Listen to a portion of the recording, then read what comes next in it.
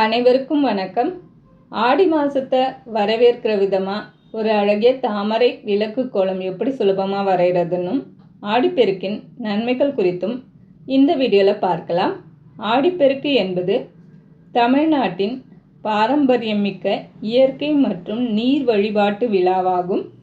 இது தமிழ் மாதமான ஆடி மாதத்தின் 18ஆம் நாளில் கோலாகலமாக கொண்டாடப்படுகிறது.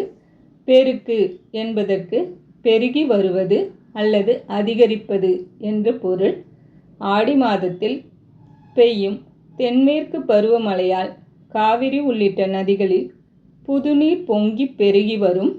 நமக்கு வாழ்வாதாரமும் உணவு தானியங்களும் தரும் நீர்நிலைகளையும் தாய் நதிகளையும் தெய்வமாக வணங்கி நன்றி செலுத்தும் நாளாக இது அமைகிறது. ஆடிப்பட்டம் தேடி விதை என்ற பழமொழிக்கு ஏற்ப விவசாயிகள் உழவு பணிகளையும் விவசாயத்தையும் தொடங்குவதற்கு இந்த நன்னாள் மிகவும் உகந்ததாக கருதப்படுகிறது.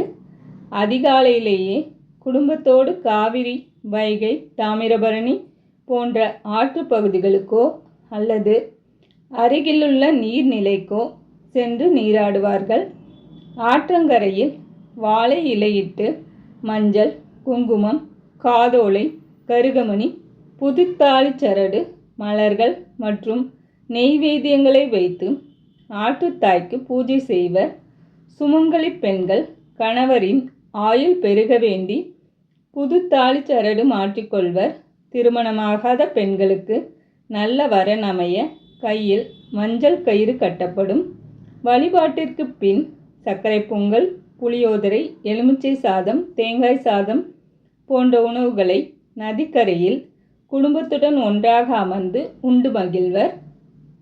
ஆடிப்பெருக்கு நாளில் தொடங்கப்படும் தொழில்கள், சேமிப்புகள் மற்றும் சுபகாரியங்கள் நதிநீரை போல தொடர்ந்து பெருகி வளரும் என்பது தமிழர்களின் ஆழமான நம்பிக்கை. இந்த நன்னாளில் இந்த எளிமையான மங்கள கோலத்தை நீங்களும் உங்கள் வீட்டு வாசலில் போட்டு அசத்துங்க. நன்றி.